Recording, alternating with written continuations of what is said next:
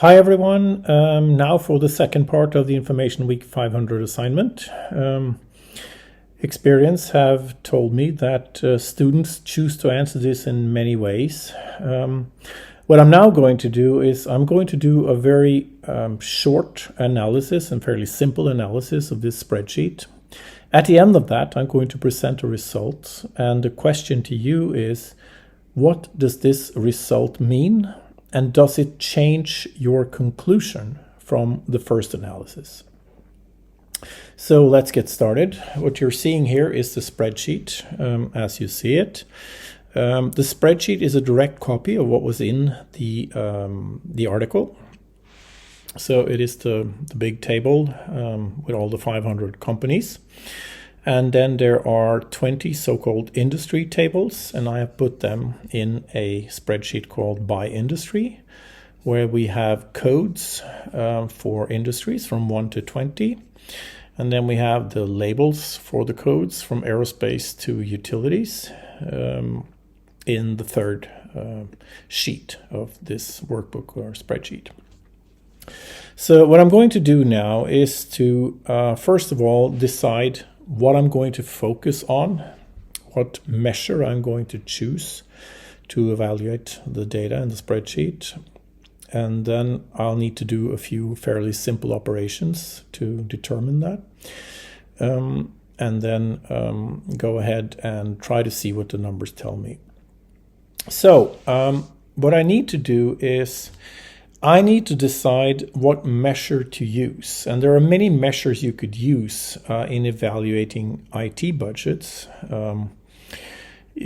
What definitely is necessary is to sort of adjust them for the size of the company. If you have a company that has $75 billion in revenues versus a company that has perhaps just 1/100th of that, you naturally need to make the IT budget a ratio of something. So you can look at many sort of ratios, number of IT employees to employees in the company, for instance. You could look at IT budget as a percentage of income, that is profits, or you could look at IT budget as a percentage of revenues. And the most common way of looking at them is IT as a percentage of revenue.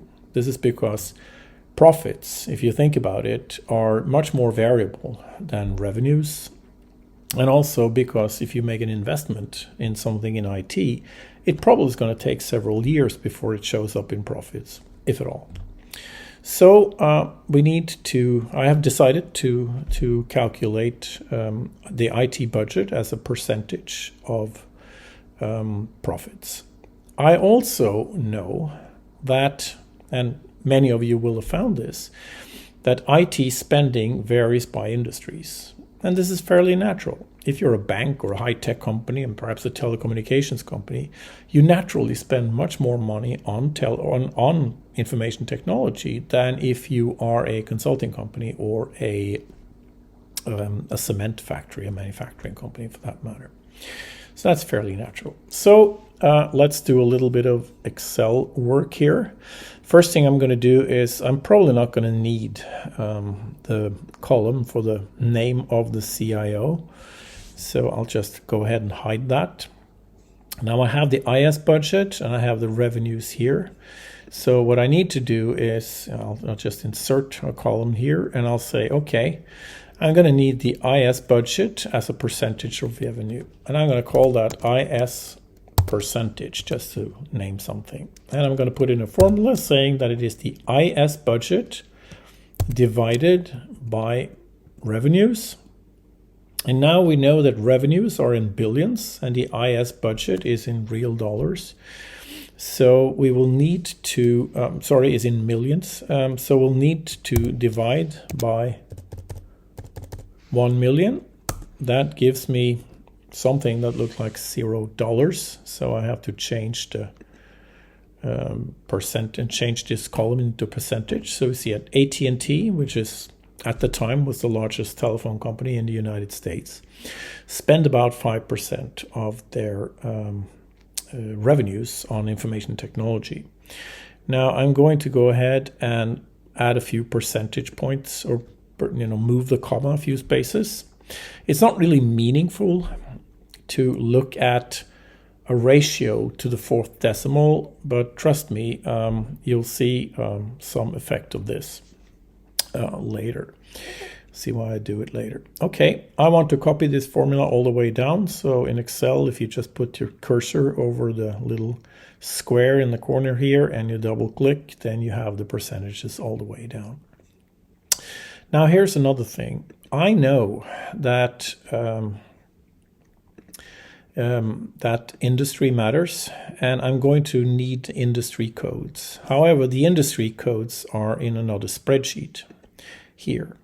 So in order to copy the industry codes and assign them to the correct company, I'll need to first sort, and I'm going to sort this by rank, because in the first sheet it's ranked from 1 to 500 according to whatever ranking InformationWEEK uses.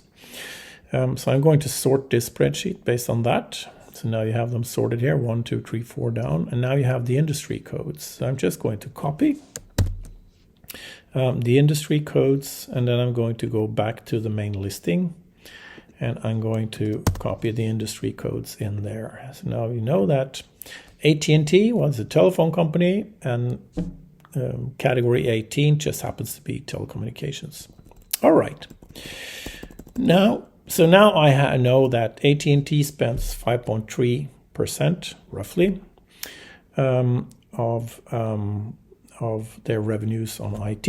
General Electric 1.26, General Motors 1.82, Columbia Healthcare 0.68%, and so on and so forth. These are the numbers I have here. I'm going to do something else as well. I'm going to go in here and I'm going to sort, and I'm going to sort by IS percentage, and I'm going to do it from the largest to the smallest, and I press sort now. I get, well, for about 20 companies, 19 companies, I get not accessible. That means they don't have that data, or it's not entered in here. Then I see that the company that uses the most relatively for IT is Commonwealth Energy Systems at 18. And if I go all the way down, I'll see that there are quite a few companies that spend very, very little on information technology. Like down here, it's 0.0039% for Whitman Corporation, whatever that might be. Okay. Now, we know that you shouldn't really compare companies in different industries. So let's go ahead and look at specific industries. So I'll go in here and hit filter, and that gives me a little drop-down arrow. So I can go in here on the industry codes. I'll deselect all of them, and then I'll say I only want to look at one industry. So I'm going to look at telecommunications. I hit apply filter, get rid of that one. And what we have here, and I'm going to make this a little bit bigger like that. Let's see, just like this. And now we see that there are, shall we see, 1, 2, 3, 4, 5, 6, 7, 8, 9, 10, 11, 12 companies in the telecommunications industry. And here comes the second question, which I would like you to reflect on. And you're going to write that up in a very short note. It doesn't need to be more than half a page. PDF attachment, delivered the same way, obviously with IS or InformationWEEK 500 assignment number 2. The BI students can do this in It's Learning. It's available there.